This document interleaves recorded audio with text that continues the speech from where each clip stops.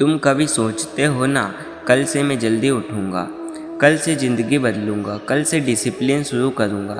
लेकिन जब कल आता है तो फिर वही बिस्तर, वही नींद, वही आलस।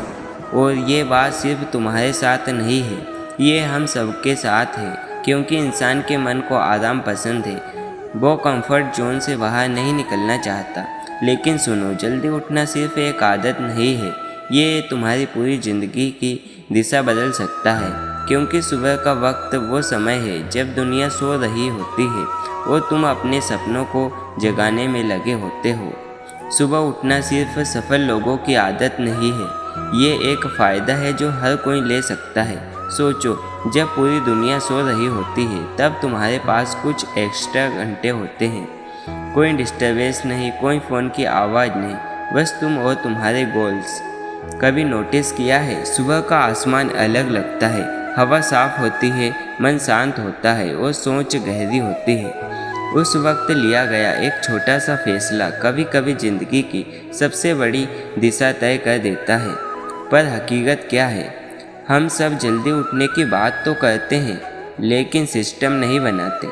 हम रात को बिना सोने का टाइम तय किए फ़ोन चलाते रहते हैं, सीरीज़ देखते रहते हैं और फिर उम्मीद करते हैं कि सुबह 4 बजे उठ जाएंगे। भाई, ऐसा नहीं होता। सुबह उठना एक दिन का काम नहीं है, वो एक रात पहले से शुरू होता है। अगर तुम्हें 4 बजे उठना है तो तुम्हें रात के 10 बजे तक सो जाना होगा। 18 साल से ऊपर हो तो 6 घंटे की नींद काफ़ी है, और अगर 14 से 17 के बीच हो तो 7 घंटे। ये साइंस है, कोई मोटिवेशन स्पीच नहीं।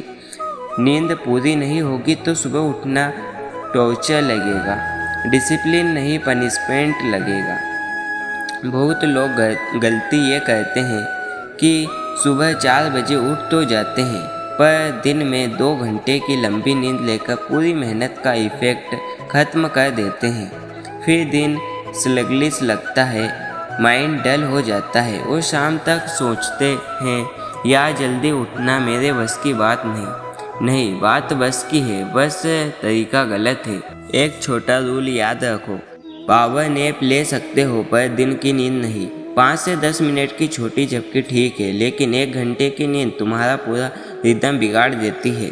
अब सवाल, अलार्म बजता है पर उठूँ कैसे? मैं यहाँ प्रैक्टिकल फॉर्मूला बताता हूँ।